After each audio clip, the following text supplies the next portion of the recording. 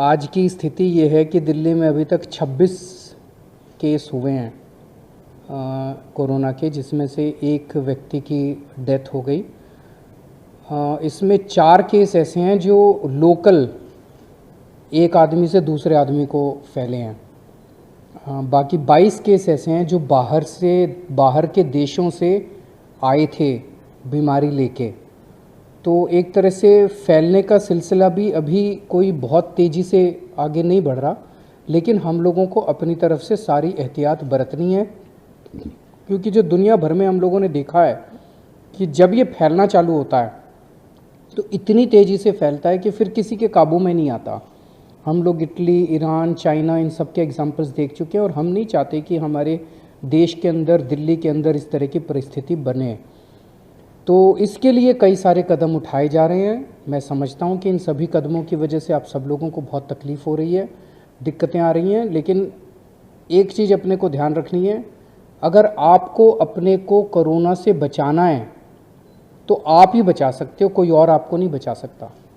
जितने कदम आपको बताए जा रहे हैं, जितनी एहतियात बरतने के लिए आपको कहा जा रहा है, अगर वो सारे कदम आप अच्छे से पालन करें तो आपको कोरोना नहीं होगा। जो आपको कहा गया कि किसी से हाथ ना मिलाइए, दूसरा बार बार पूरा दिन में हाथ धोते रहिए, साबुन से हाथ धोते रहिए, ताकि आपको अगर कहीं पे छू भी दिया जहाँ पे कोरोना था और अगर आपके हाथ में आ भी गया तो कम से कम आप जब साबुन से हाथ धो लेते हैं तो वो ठीक हो जाता है। तो जितनी भी और भी लोगों से डिस्टेंस बना के रखें, ज़्यादा से ज़्यादा घर में रहें। अभी थोड़े दिन अगर हम घर में रह जाएंगे तो कोई समस्या नहीं है, ज़्यादा से ज़्यादा घर में रहें, बहुत ज़्यादा ज़रूरी ना हो तो घर के बाहर ना निकलें। ये बातें अगर हम फॉलो करेंगे तो हम कोरोना से बच सकते हैं, अपने परिवार को भी बचा सकते हैं। अभी पहले हम लोगों ने ऑर्डर जारी किए थे दिल्ली के अंदर 20 लोगों के एक साथ इकट्ठा होने के ऊपर। आज उसको हम रिवाइज़ करके 5 लोग कर रहे हैं। ऑर्डर जारी अभी होने वाले हैं कि 5 से ज़्यादा लोग एक जगह इकट्ठे ना हों, और अगर कहीं हैं भी तो अपने बीच में 1-1 मीटर का फासला रखें। कई जगह ऐसे होती है जहाँ पे लाइनें भी लगनी होती हैं, वहाँ भी 1-1 मीटर का फासला, लाइन भी अगर लगी है तो 1-1 मीटर का फासला अपने बीच में रखें। कल प्रधानमंत्री जी ने ऐलान किया है जनता कर्फ्यू का, उसको मद्देनज़र रखते हुए कल ट्रेन्स भी नहीं चल रही है, मेट्रो भी नहीं चल रही है, कई सारे ऑटो टैक्सी भी सड़क पे नहीं होंगे। हमने इस बारे में काफ़ी विचार किया कि क्या सारी बसें सड़क से बंद कर दी जाएं, तो उसमें एक ये विचार आया कि अगर सारी बसें हम लोगों ने बंद कर दी तो जो इमरजेंसी जिन लोगों को होगी उन्हें दिक्कत हो सकती है। तो कल हम 50% बसेस सड़क पे कल नहीं चलाई जाएंगी। एक ये कदम उठाया जा रहा है कि जो बाहर से लोग आए थे उनको क्वारंटाइन किया जाता है।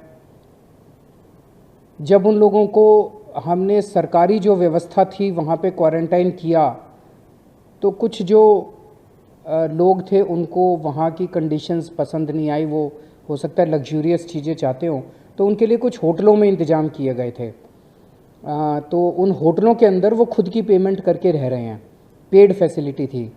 तो अब ऐसे जो क्वारंटाइन वाले रह रहे हैं लोग 14-14 दिन के लिए उन होटलों में, ऐसे लोगों के लिए उसके ऊपर जीएसटी की माफ़ी दी जा रही है सरकार की तरफ से, उस पर जीएसटी चार्ज नहीं किया जाएगा ताकि उनके लिए ये थोड़ा सा सस्ता हो सके।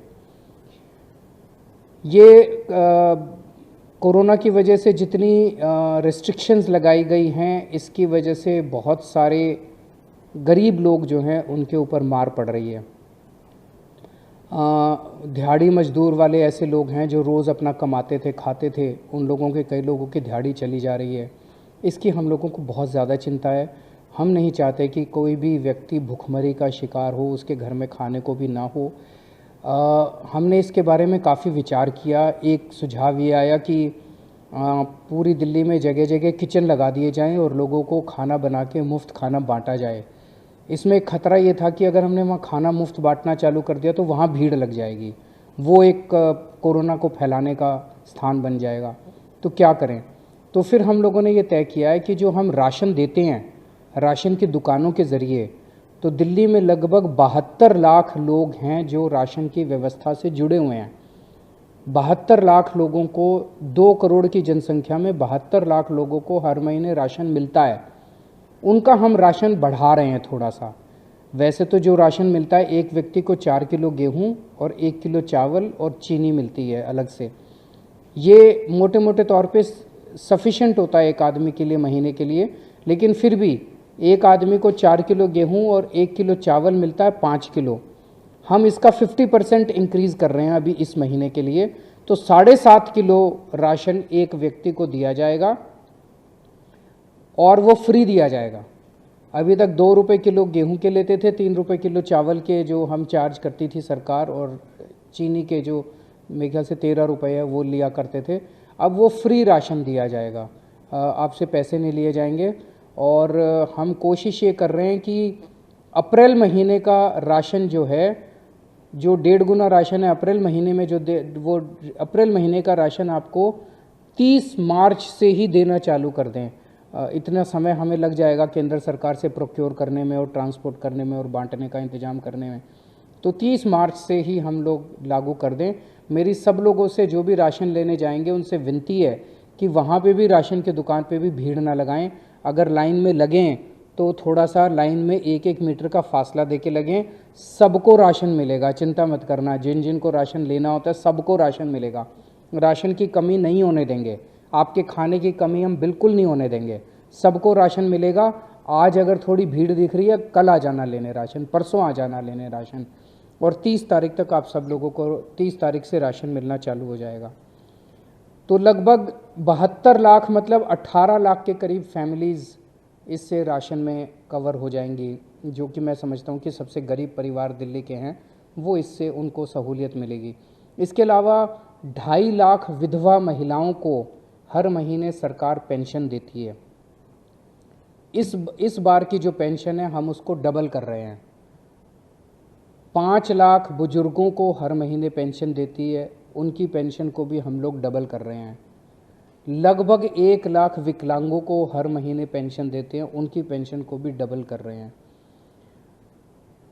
ये इसलिए कर रहे हैं ताकि हर परिवार के अंदर ये सब लोग, विधवाएं, बुजुर्ग, हैंडीकैप्ड, ये सब लोग काफ़ी गरीब परिवारों से आते हैं, और ये वो सब गरीब परिवार हैं जिनको कोरोना की वजह से सबसे ज़्यादा मार झेलनी पड़ेगी।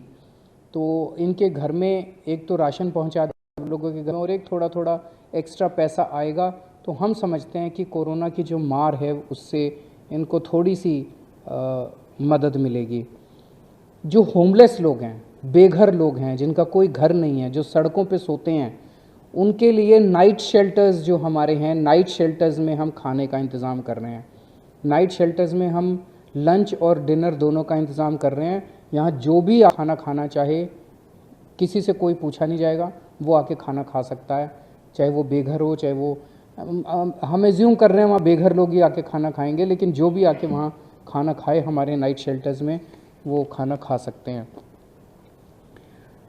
मेरी खासकर, मैंने 2 दिन पहले भी अपील की थी सभी बुज़ुर्गों से, 60 साल से ऊपर के जितने बुज़ुर्ग हैं, जितने हमारे लोग हैं, उनको हाथ जोड़ के विनती है, कोरोना बुज़ुर्गों के लिए थोड़ा ज़्यादा ख़तरनाक है।